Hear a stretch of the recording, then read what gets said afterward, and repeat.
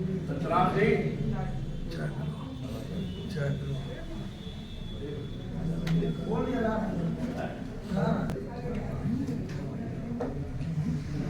Samajwadi party के सभी सम्मानित साथियों, सबसे पहले तो हम आप लोगों का शुक्रिया अदा करते हैं कि आप लोग अनिल चौधरी साहब की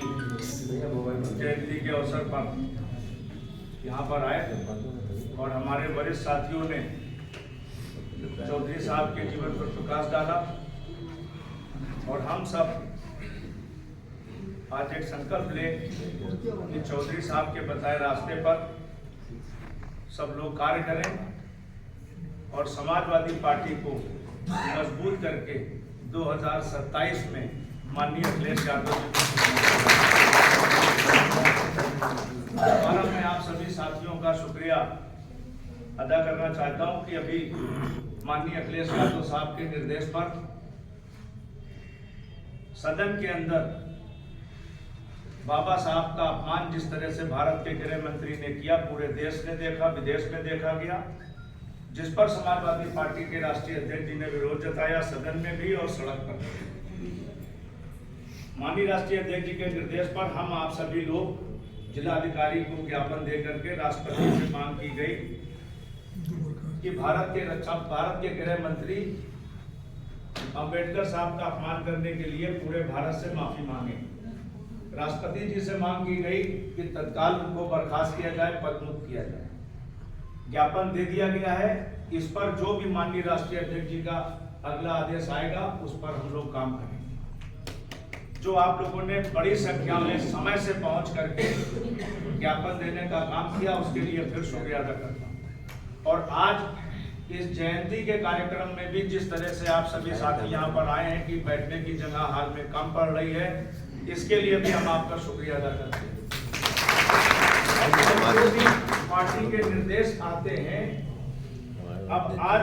भी उनका निर्देश था कि चौधरी साहब की जयंती के कार्यक्रम पे विधानसभा वार चर्चा हो, तो माननीय लखनऊ के 5 विधानसभाओं में इसकी सूचना दे दी गई है कि विधानसभा स्तर पर भी ये कार्यक्रम आयोजित किए जाएं, ताकि वार्ड स्तर तक, बूथ स्तर तक समाजवादी पार्टी के निर्देश और जो आज चौधरी साहब की जयंती है या बाबा साहब की जयंती के कार्यक्रम भी इसी तरह से विधानसभा में करने को कहे गए थे, वो दे दिए गए थे और यह अनुरोध किया गया था कि आप लोग विधानसभा स्तर पर भी करें। लखनऊ शहर के या जिले के जो प्रमुख साथी होते हैं वो जयंती के कार्यक्रम कार्यकारिणी और प्रमुख वरिष्ठ नेताओं के द्वारा किए जाते हैं, लेकिन मुख्य उद्देश्य होता है विधानसभा वार। विधानसभा में कार्यक्रम होंगे तो उसमें विधानसभा की कमेटी होगी, ब्लॉक की कमेटी होगी, वार्ड की कमेटी होगी, हारे जीते पार्षद होंगे, पूर्व पार्षद होंगे, पोलिंग स्टेशन के प्रभारी जो बस्ता लगाते हैं वो होंगे, जो बूथ के एजेंट बनते हैं वो होंगे और पब्लिक भी होगी। तो हमारा जो निर्देश है, पार्टी का जो निर्देश है, अखिलेश यादव जी का जो निर्देश है, अगर विधानसभा वार हम लोग कार्यक्रम करते हैं तो वो हम लोग सीधे नीचे स्तर पर डोर टू डोर पहुंचने का काम करेंगे। इसीलिए मैंने अपने माननीय विधायकों से, पूर्व प्रत्याशियों से अनुरोध किया था कि आप लोग विधानसभा वार करिए। और पहले भी राष्ट्रीय अध्यक्ष जी कह चुके हैं कि हर विधानसभा में कार्यालय खोले जाएं और उसमें विधानसभा की कमेटी बैठे और उस विधानसभा के जो नेतागण हैं वो नेता लोग उस विधानसभा कार्यालय में जाके बैठे और जनता की बात को सुने, वार्डों में जाके बैठक करें, वार्ड कमेटी बनाएं, वार्ड कमेटी बना करके लोगों को जोड़ें और वार्ड की समस्याओं को लेकर के थाना, पुलिस, कचहरी, अस्पताल, नगर निगम, शमशान घाट, जो भी काम है वो काम विधानसभा स्तर के नेता अपने स्तर से विधानसभा में करें। और जब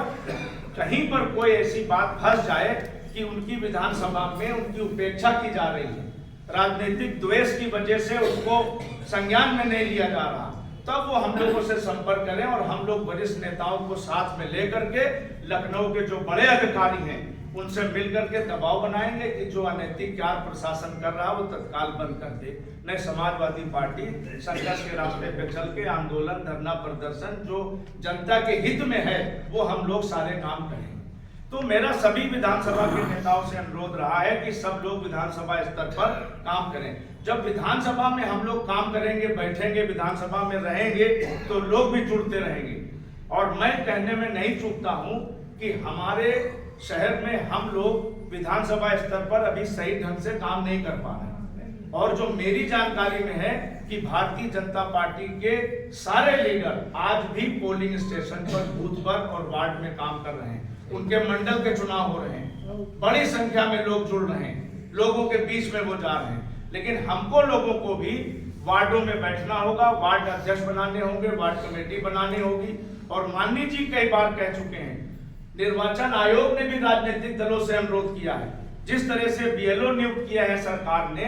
उसी तरह से जैसे एक विधानसभा में अगर 380 बूथ हैं तो बीएलओ 380 नियुक्त किए गए, उसी तरह से निर्वाचन आयोग ने अनुरोध किया है राजनीतिक दलों से, हम लोगों से भी, कि आप लोग भी बूथ लेवल एजेंट बना करके उसकी बुकलेट हमको दें, और ताकि हमारा बीएलओ अगर कहीं कोई गलती करता है तो आपका बूथ लेवल एजेंट उस पर आपत्ति करे, हम उस आपत्ति को दूर करें। और हमारा भी जनता में संदेश जाएगा कि समाजवादी पार्टी के नेता भी बूथ लेवल एजेंट बन करके डोर टू डोर काम करें। तो ये मैं कई बार अनुरोध कर चुका हूं। और जो हमारे नगर के साथी हैं, जो हमारे वरिष्ठ लोग हैं, हमने कई बार विधानसभा के अध्यक्षों से अनुरोध किया है, माननीय विधायकों से, प्रत्याशियों से किया है,